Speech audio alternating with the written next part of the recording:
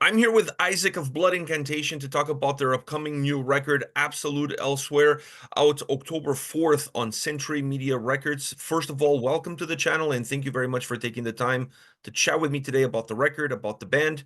How are things going with you? Things are going great. Yeah, we're just kind of everything is coming together and we're getting ready for this release in October. So lots of stuff to do, but really happy and excited for people to hear it. So let me start off by saying this. I'm not intelligent enough to grasp the music that you guys create. You guys are way above my IQ level as far as what you guys put together. So help out this dumbass over here and explain to me a little bit. How do you guys even approach making a record like this? I feel like it's such a daunting task. Yeah, well, yeah, I mean, I don't know if we're that smart to be honest. I mean, we're just a bunch of nerds, but you know, definitely it is a lot of work. And I would say, part of I think the workflow of this band in particular is that we all are involved on the writing process, which is unique. I've talked about this a lot with other interviewers, but that I'm in other bands and the other members are in other bands where maybe there's one main songwriter and then they just present the music and then everyone learns the music that way. But with this band, it's actually very intensive where, one or two people will be working on a song independently, but then when it comes to the band, like we just look at every single piece and we are very meticulous about it, about making sure that it flows and making sure that it makes sense. Um, Especially doing something where there's, a 20-minute song and there's so many different parts and all this stuff. It does help to have all those voices to be, thinking about how to make this all work. So just a little bit of background on that too. So I am the drummer, but I also write a lot of the music on guitar, and I'm in other bands where I play guitar as well. So it's actually very useful because I'll write stuff on guitar and then I start programming drums and then I showed it to the guys. We work on it together. And then when they write songs, they can show me the guitar parts and then I can kind of work backwards and I can come up with drum parts that are to the guitar parts that way. And it helps that way, especially on this new record. We went into it with a whole new process where we went into the demoing phase and the pre-production way more than we used to. We used to just, use like our iPhones with like voice recorders or something and just try to memorize all the riffs. On this record, we actually demoed everything out. And so there would be a demo with like programmed drums, and then we would do it in the practice space and we would make a demo there.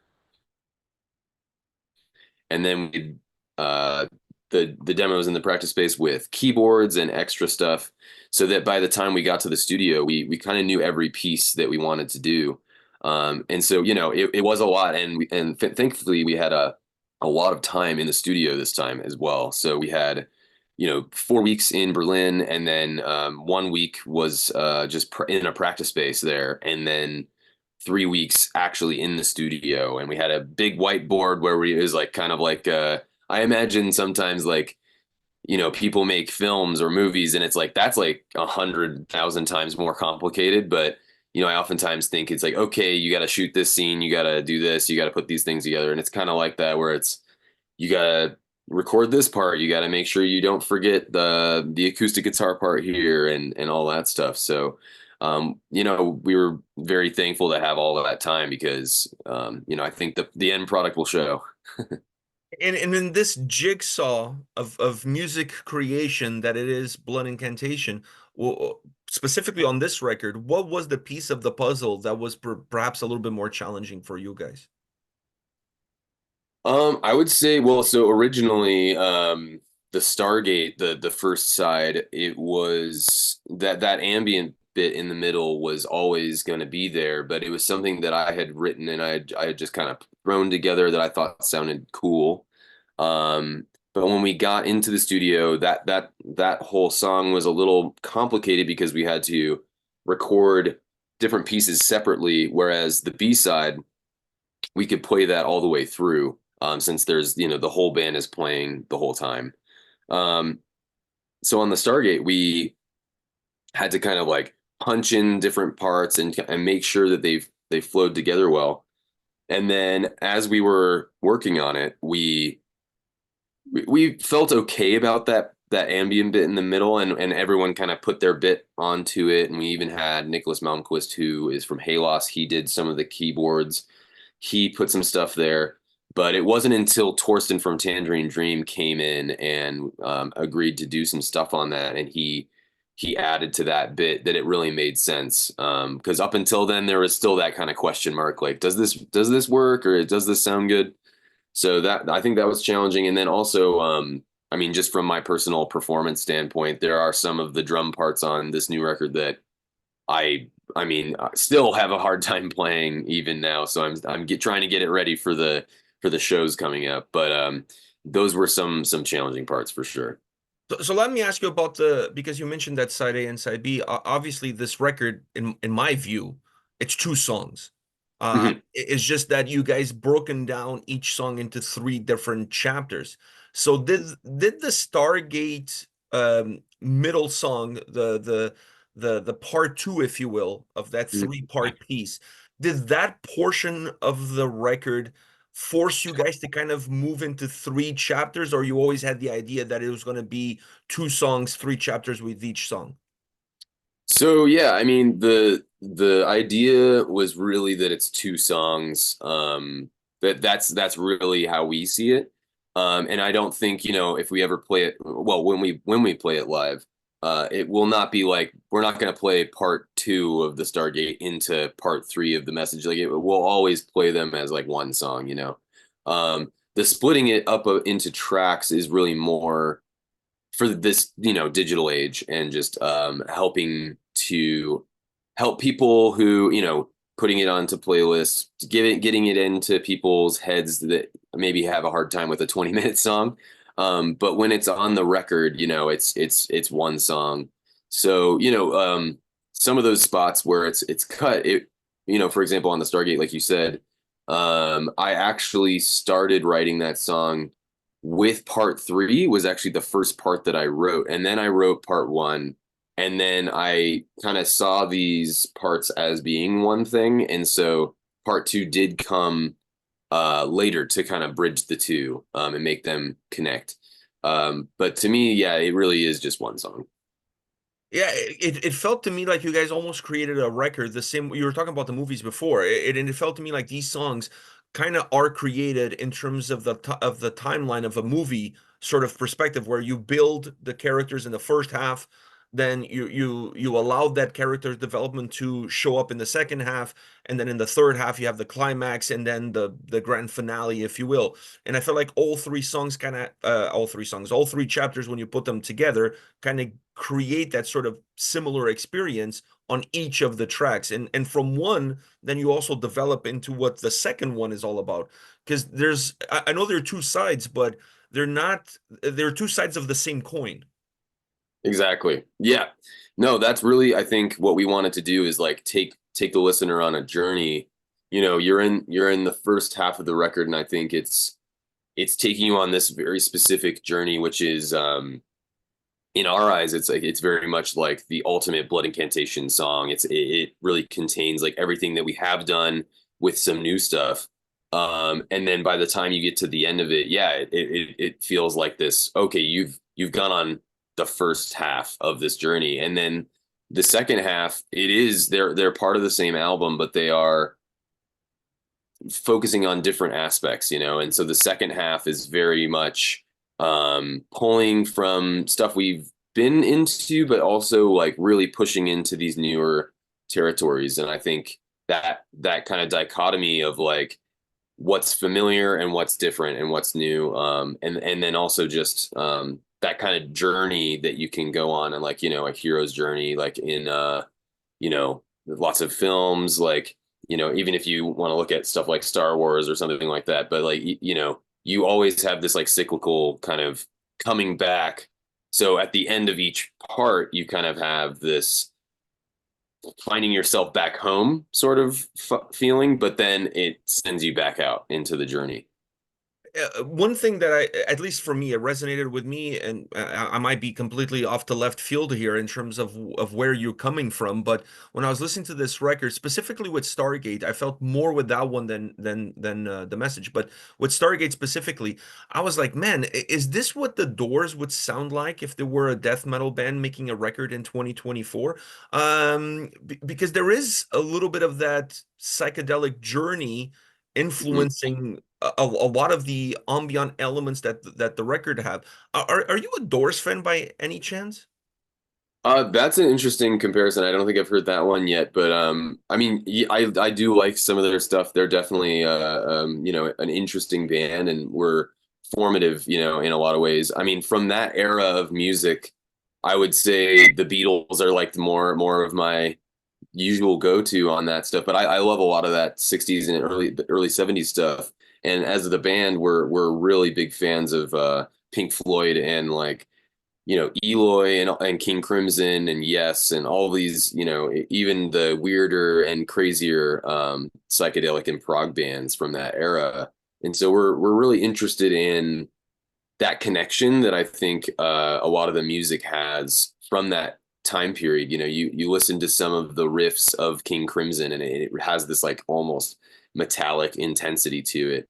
And so we've seen that kind of Venn diagram. I think even since the beginning of the band, like we've tried to access some of that. Like even on Starspawn, there are in our eyes like Pink Floyd riffs, but they're just played more minor key than they would have been maybe on a Pink Floyd record. And on this record, we really wanted to lean into that and just allow for that influence of 70s progressive death metal, essentially.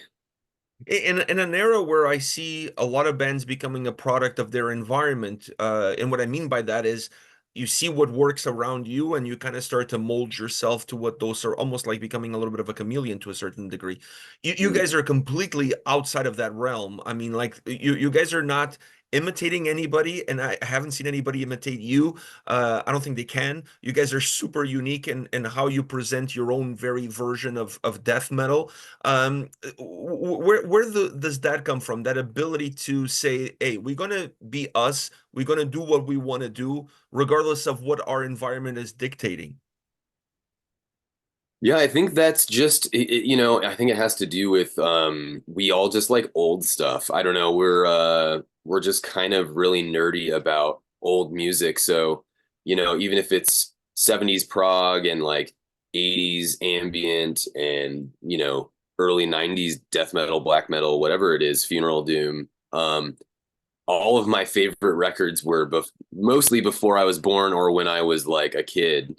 And maybe it's nostalgia. I don't know. Like, you could talk all day long about how nostalgia affects, our perceptions and we just kind of latch on to the past or something. But I think for us, it's like we want to take what has been done and the things that really excite us, which are, these artists and bands from the past, and then try to do something with that maybe hasn't been done before, and that's exciting to us, and like maybe carving something unique. And I thank you for saying that because to me, like my ultimate goal, especially my favorite bands are bands that you can't really categorize, and like even at their height or their time, like they didn't necessarily fit the mold of a genre. I think of Opeth or something like that, where it's just a band that just is that you just hear the name and you kind of you know what that sounds like. You can't. It's hard to describe. You could say, oh, it has X, Y, and Z genres, but genres, they can only go so far. So for us, and even if you look back at like the beginning of death metal or the beginning of black metal, all of those bands at the beginning, they all sounded so different. I think it's only after 20, 30 years you get just kind of a homogenized kind of like sound of like, okay, that's what death metal sounds like. But I listened to, Obituary versus Death versus Morbid Angel. All three of those bands sound totally different. And so to us, it's like, well, what if we were just making our band the way we want it to be? And, pulling from influences, I think, is a great thing. But finding your own voice is like the ultimate form of what you could do. Speaking of finding your own voice, is that search for finding your own voice not just a musical search, but also a vocal search? Because I felt like the vocals on this record, there was a lot of non-traditional death metal elements when it came to the vocal performance on the album. Yeah, and I can't speak 100% because Paul does all the vocals, but I do know that when he was talking to us about it and presenting some of these ideas of doing some singing and some other parts that were different than what we would normally have done, we were excited by it because to us that just opens up a different avenue of like exploring the music. I think vocals are a very obviously very important thing because that's what the human ear hears first. That's what when you're hearing music that sticks out the most.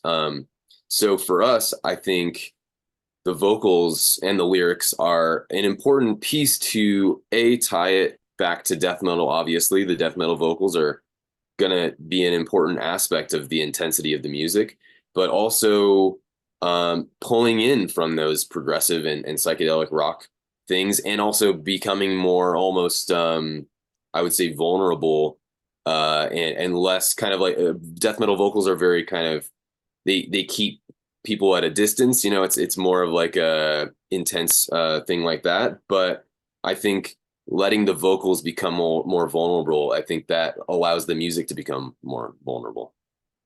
And moving back into more of your wheelhouse, which is drumming, when you look at the drums on a record like this one, but on any Blood Incantation album, does the band allow you the freedom to scratch certain itches that a more traditional death metal band perhaps wouldn't allow you to do? Yeah, I mean, absolutely. When Paul and I started the band, I think what interested me about doing it was that we wanted to do something that was the weirder side of death metal in the first place. You achieved I've that. You achieved that. Let me tell you. yeah, we've always been into that stuff. Even if it's you know Death when they became more progressive, Gorguts, Morbid Angel. I honestly, Morbid Angel is a weird band. I think they get classified as just this death metal band, but they're a pretty weird band. Um, and listening to that stuff was more exciting to me. Let me say, I love a lot of this just kind of like simple, almost rock and roll style death metal, where it's just heavy riffs and that sort of thing. But to me, what excites me about playing drums is pushing myself and getting it into realms where I didn't think I could play that, and listening to bands and thinking how could someone write something like that, and then we coming up with riffs for our band and thinking how can I make this something that is fun to play, challenging, and also like fun to listen to, because I think there's also like it can be too overly technical. Music can also put people off, and it's not really appeasing to the audience. But I do think for me as the listener to have music that catches your ear, in a way that even if it's technical, I think it's important to have the groove and have the beat kind of like carry the listener with you. So finding that balance, it's been a challenge, and also just a lot of fun to figure out how to do that. And Blood Incantation is really one of the only bands that I get to do that. Even in the other bands where I play drums, there are other aspects that are challenging and other ways that I get to express myself. But in this band, I get to really, you know, really just go as far as I can in a lot of ways. So from what I take from you is that perhaps you start off writing your drum parts from a musician standpoint, and then you bring in the listener as the sounding board of how far you can take that musicianship side of you. Yeah, I think I naturally start to sit into parts that for me as the listener, it's like, serving the song. Yeah, I always tell people I'm not the best drummer in the world, but I do think that I listen to the song and I listen to the riffs, and I really try to make the guitar riffs shine, and I really try to make the song make sense and feel like one thing, especially in like, we were talking about this being a couple 20-minute songs. It can be easy to kind of just go off into some other crazy world. But thinking about the drums as as a listener and also just a fan of music, it's not that I'm just a fan of drummers. I think a lot of times people think, oh, you're a drummer, so you must just only listen to the drum parts. It's like, no, I mean, I'm also a guitarist. I also play these other things, but when I'm listening to a record, I listen to the drums, but I listen to the whole thing, and that's where I think the power of music really is when it's the pieces are they make the whole. And I have to ask you this, considering the music that you guys create, the journeys that you take us all on, do you believe in aliens? Well, that's a complicated. I mean, let's be clear. I mean, there has to be some form of life out there that we just haven't encountered yet. If we haven't encountered them yet, whether we have encountered them, that's I think a bigger question. And to me, it's almost more likely that we've encountered something that's maybe extra dimensional, maybe something that's beyond our understanding, and so we put names on it like aliens or ghosts or something like this. That seems pretty likely to me. But there's all kinds of theories and ideas, and I mean, a lot of them wouldn't surprise me if they were true too. So does space being the final frontier, does that does that entice you in any ways? Are you someone who spends time reading, researching, even as an impact to the music that you're creating? Yeah, I'm really interested in I think the human experience on this planet floating through space, I think is even more interesting to me. I mean, let's be clear, I'm a huge fan of Star Trek, so I love a lot of that stuff, and also just the science behind a lot of that stuff I do find really interesting. But what I really find more enticing is kind of our place in the universe and what we've been doing here, and how life has evolved on this weird little rock in space. And I think that kind of just perspective on our humanity is something that I do think is missing these days. It's just focusing in on what's going on here and thinking about how we can make it better. I think that's really interesting to me, and also exploring outer space. I wish, I think when I was growing up, there was more of an idea of this kind of like excitement of getting out into space, and I feel like that has kind of died down. People are less interested in that because things are just so crazy. But I think also it's time for humanity to start exploring inner space and kind of look inward at ourselves and say, hey, there's also a lot going on inside of us, and our consciousness. We still haven't, figured out a lot of science on that, the amount of neurons and things that we have going on. We still can't explain how consciousness even came about. So all of the mysteries I think are all interesting. I think it's one of those things where at one point in time we wanted to go to space to explore it. Now we want to go to space to escape what we have here. So we've gone from let's find a new place to let's get the fuck out of here. Let's just like go. So one last question for you. If you Yeah. had to look into the future, as you see music evolving, I mean, you got Gojira playing at the Olympics. God knows what's going to happen 10 years from now. Maybe a death metal band playing at the Super Bowl.